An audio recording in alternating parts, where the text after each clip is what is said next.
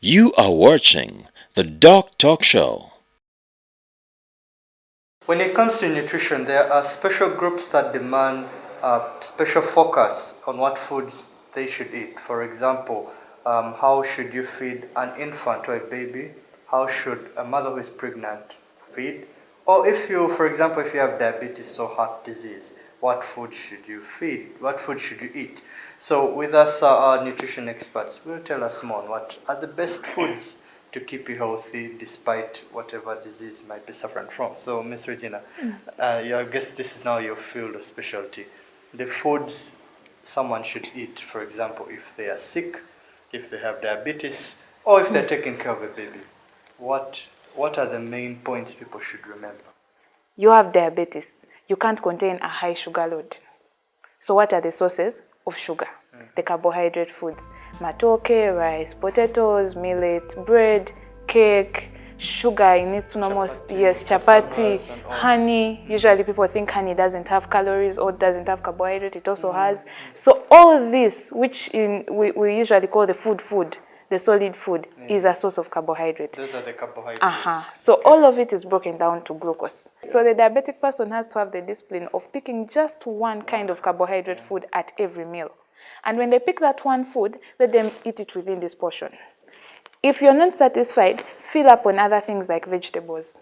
I thought breastfeeding is the best. What breastfeeding is the best food? Yes. Best food for the baby. Yeah. So why is the trend changing? The trend is changing, first of all, because these days we get advice from everyone. If your wife, or for example, went to hospital with an infant formula tin, I think I should also pack an infant formula tin as I go to the hospital. You're already telling your mind you're not going to breastfeed. You're packing a feed for when you don't have milk. So I think that mothers should first of all change their mindset. They should remember that their baby feeds off them.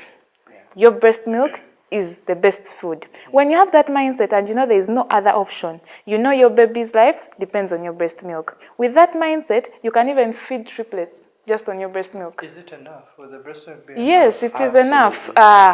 So breast milk is about demand and supply. Okay. The So bigger the demand, the more the supply.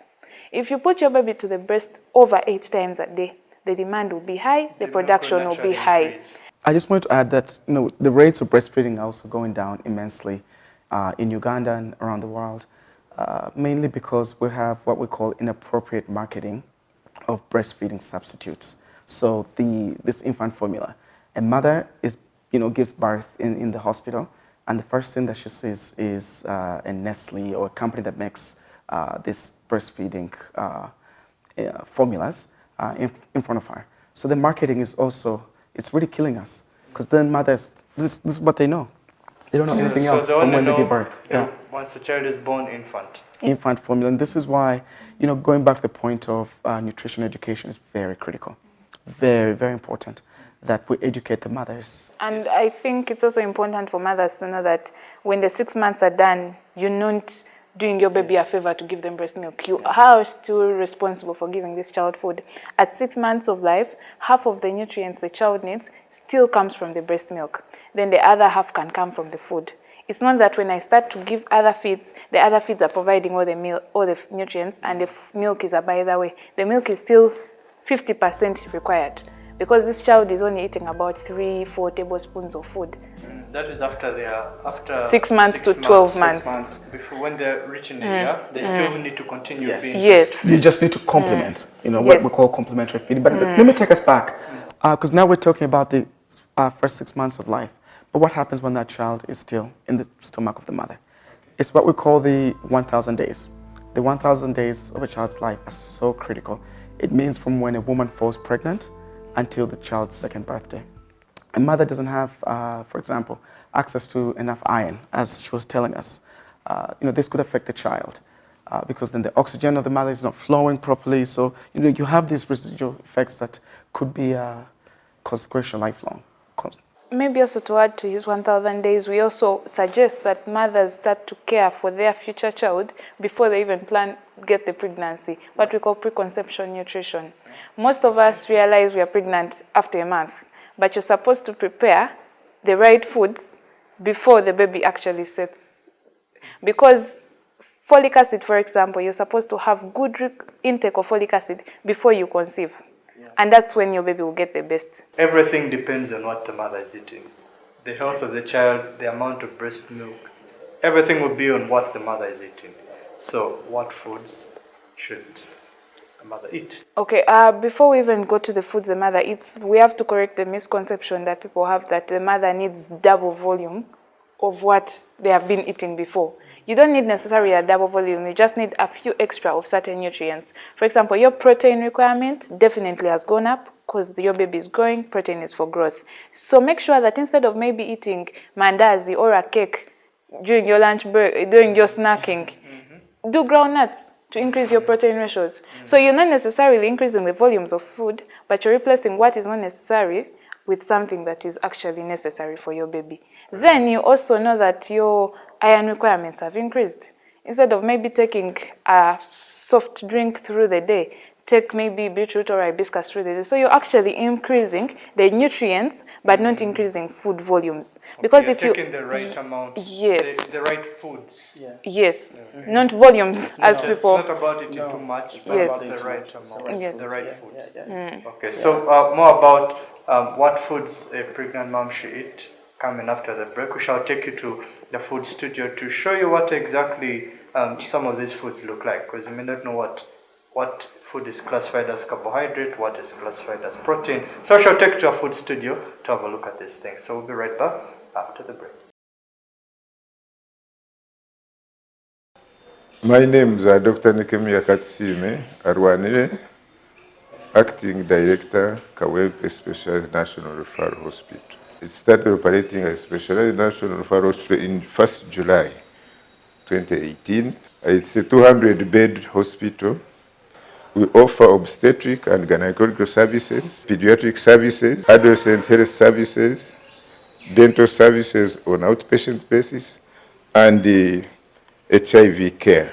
This hospital or this facility is one of the busiest maternity units in the world, if not the busiest. And as statistics will show, for the first 6 months since we started in July, over 12,000 deliveries, of which over 8,000 vaginal deliveries and over 3,000 were cesarean sections. We have had a total admission over 22,000. Total outpatient attendances about 70,000. We have operationalized our CT scan, fluoroscopy, and X-ray. We did not have pediatrics initially because maybe as part of the background, how we came here first as Molago Hospital, Directorate of Obs and Gyne. Initially, we did not have HIV care. I'm happy to say that the clinic has started off very well and running. I installed an oxygen plant, which was not here before, and that has helped a lot. But the biggest challenge, which we still contend with, are the overwhelming numbers of patients. Inadequate human resource is still a challenge. We have an established staff structure of 926, but so far, only about 300 have been deployed. That is a third of the number. So our vision to be a model specialized national referral hospital in this country and the region as our mission, providing quality specialized health care in obstetrics and gynecology, pediatrics, and adolescent health. We need to enhance medical training and research. We have too many students from nursing schools, from to the tutors college, and then from universities.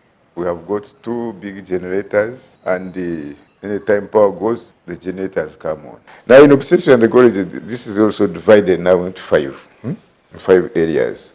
One, we have what we call maternal-fetal medicine. That involves the pregnant women strictly. Then we have now what we call reproductive endocrinology and infertility.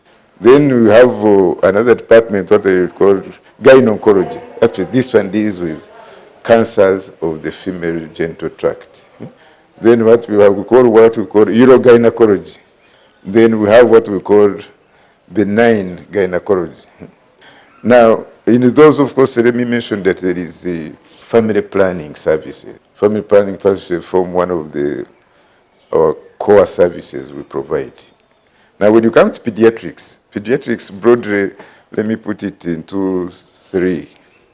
One, we have, maybe you shall get a chance to go, you go to level 5, you'll find that there's what we call NICU, neonatal intensive care unit.